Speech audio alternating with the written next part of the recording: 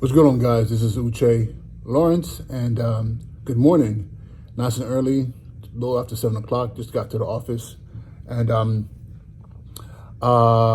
want to first start off by thanking all of you with all your comments and this is subscribers. This is incredible.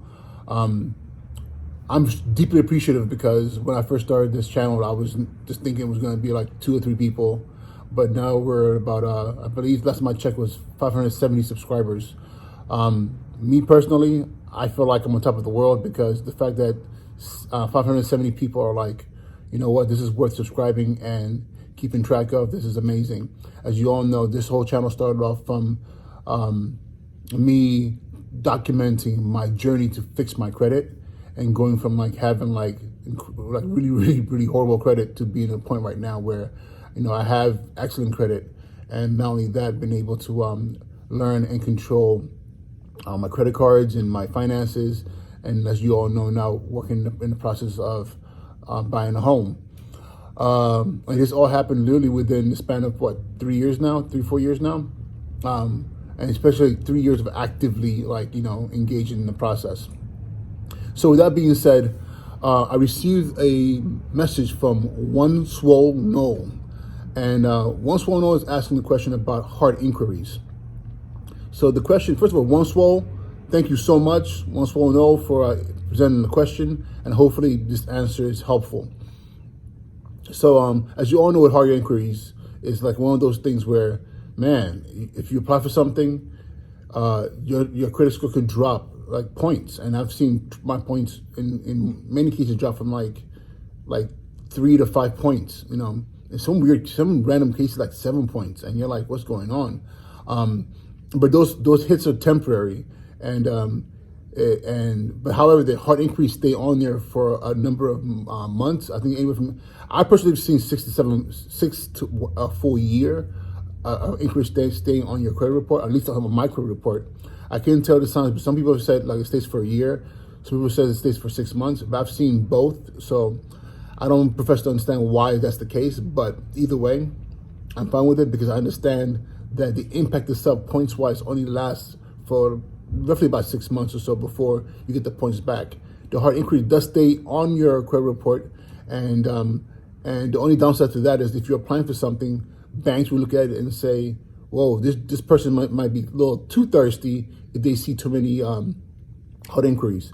In my case, as I was building and trying to get as many, like, you know, building up credit cards and trying to get a good portfolio base of credit cards, I had a lot of inquiries, and as time went on, I saw how that impacted me as far as, you know, cards that I should have gotten, I probably didn't get. There's some banks like Citibank and Chase are big time, like, you know, they stay on that.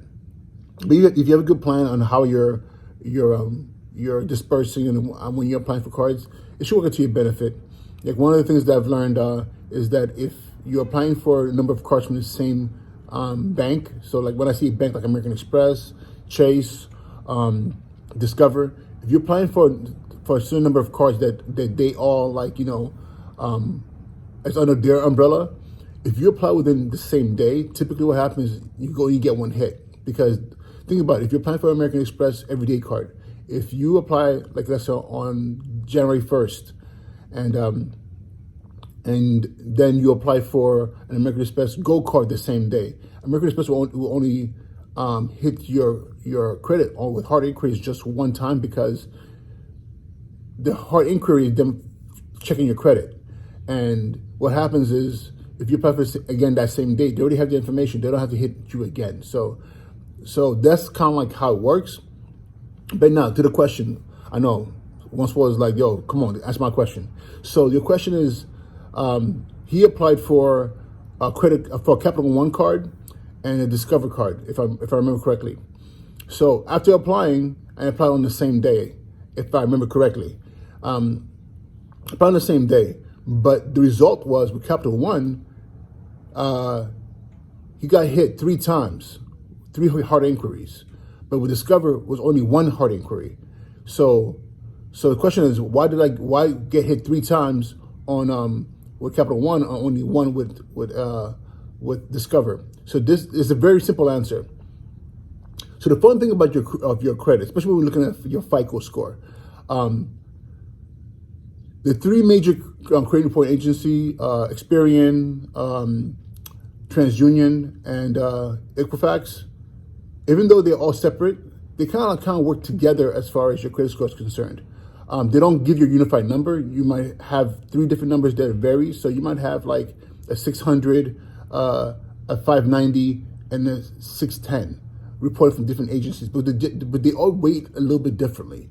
So it's rare that all numbers are all the same. Very, very rare.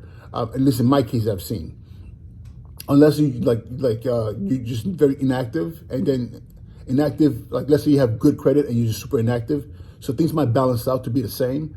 And in other cases, if you're very new with your credit, then things might balance out to be the same as well because you're not using it at all and you don't have much of a history.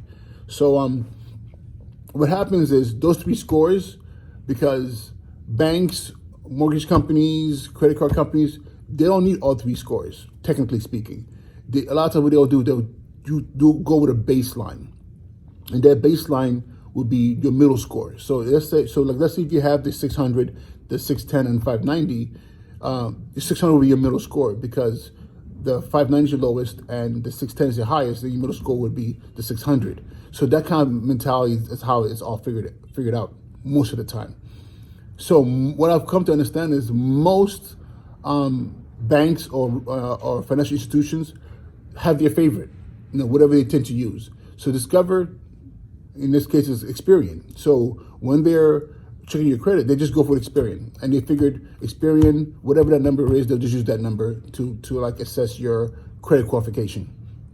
Capital One, which I've noticed, will hit all three.